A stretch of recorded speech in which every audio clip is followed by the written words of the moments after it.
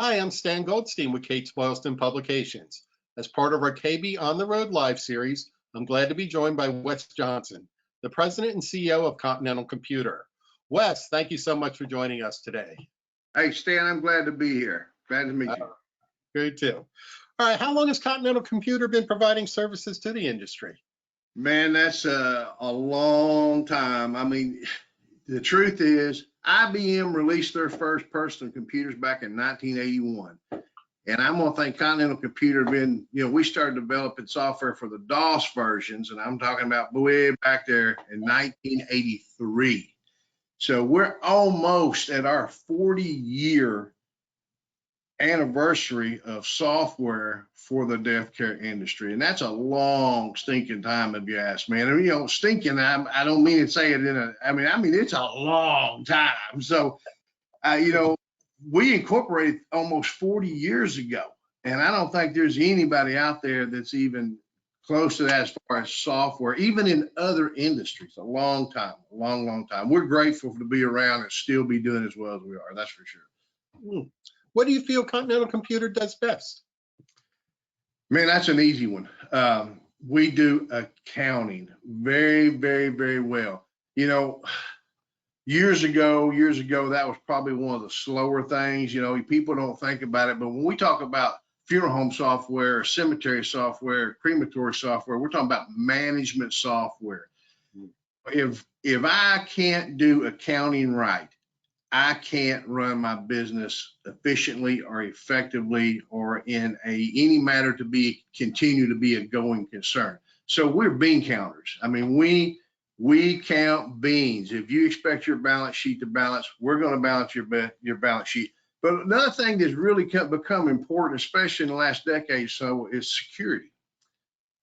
We take extra steps and extra measures as we go along to make sure our data is secured. We use encryption, we use firewalls, we use different things. Now, by no means is any system 100% proof, but we do not store sensitive items like credit card numbers and things like that at all in our software in any place. But we do store social security numbers, which are required by government forms and stuff. But all that is encrypted, and we go to great lengths to do security. So between that security and the accounting, garbage in equals garbage out squared kind of thing. If you can't get it in right, you're really not going to get it out in a meaning that's relevant to anything. So I think the accounting is really a strong suit, and we try to back it up with our data security as much as possible. Is there anything you feel Continental Computer could do to improve on its services? Definitely. Yeah. That one there is it's a struggle. It's a real struggle to do a self-evaluation and see what you can do better. But I think we really are trying to find a way to market our product better. It's kind of discouraging to me in my position to find out that I've lost a client to a competitor because the competitor does A. While the fact is we've done A for the last 35 years. Just we did not somehow inform that client that we did these things. And I'll give you an example just real quick. Lately I've seen some things come out about, how the mobile computing is, and they have mobile access and things like that. Well, we've been able to make arrangements online with our families for the last 10 years. Only in the last year, because of the COVID-19, has it really started to gain and grab hold the necessity of those things. So even though we've had that product available, we weren't successful in getting that knowledge to our clients and potential clients is that, hey, you can sit at your office at home and make funeral arrangements. We've been doing that for a decade, but obviously as COVID come along, it began to get more and more important. So people start asking, and we were fortunate enough to say, it's already here. You just have to know where to click. So I think that's something we need to be. How do we get the death care industry to realize it's already there? And I think that's where we fail. We have not been successful in doing a good job of just saying all of these things are available to you. which one do you want to use? So maybe we need to find a better way of marketing or communicating with our clients and potential clients. Right. And following up on that, what is new? What is coming soon? Well, we've got a couple of things out there, and each one is a smaller piece of the pie. We have the Fund a Family module where families it's kind of like a GoFundMe, except there's no middleman. So if I go to fundafamily.com and see a family I want to donate money to, I can donate money to that family's funeral service. 100% of that money goes directly into the funeral home's bank account, not 100% minus 10%. It doesn't pass to a third party like a nephew, niece, or something. 100% goes into the funeral home's bank account. But there's a little bit more to that. Not only does it go into the funeral home bank account, it also applies directly to that funeral service contract. So you can open up your contract, look at the history, and show that someone, even anonymously, made a payment on that funeral home contract. Now, that is one of the things we've really been working on in the last year or so, and we're improving on it. But we've also, as I mentioned a few minutes ago, with the COVID-19, we had the module, the Arrange Online.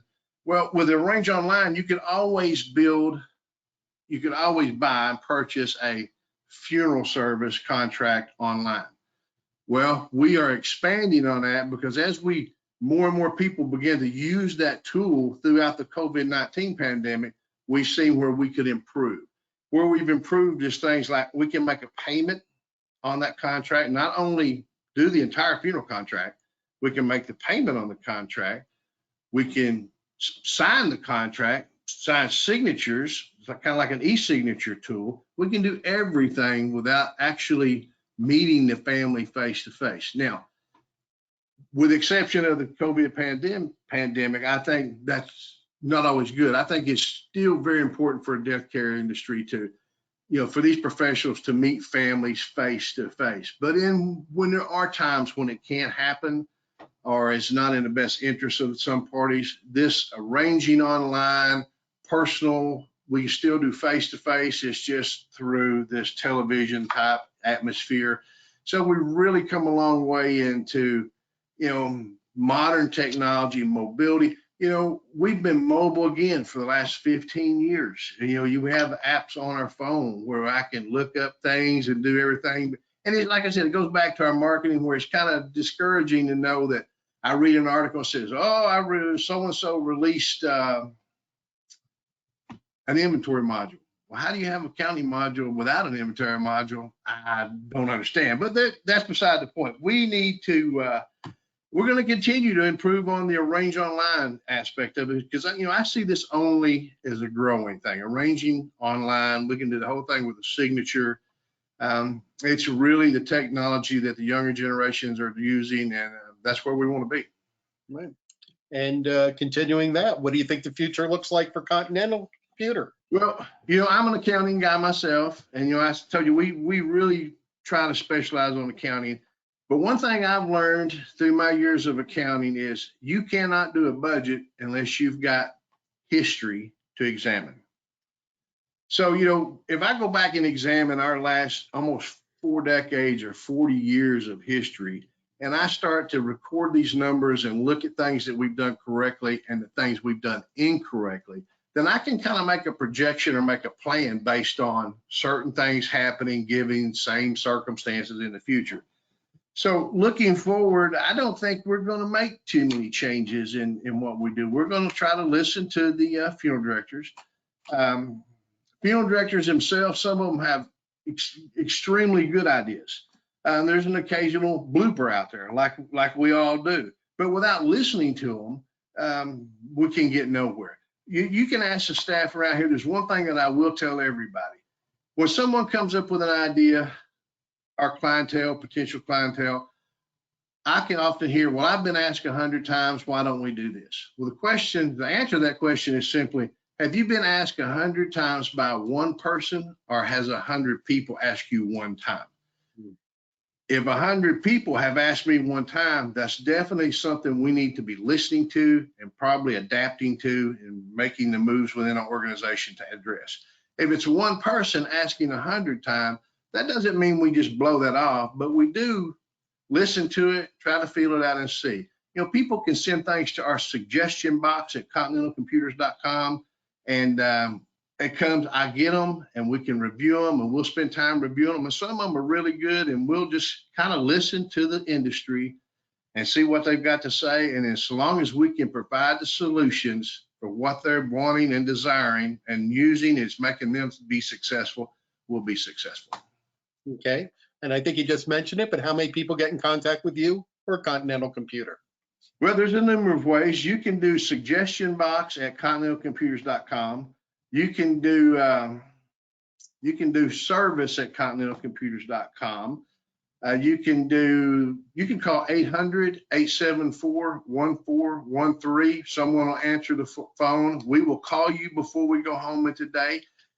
Call us. And, you know, even our potential customers and existing customers, as I mentioned before, just because you don't see it on the screen doesn't necessarily mean we don't do it. It just, we may need to show you, and that's our fault we're not doing it.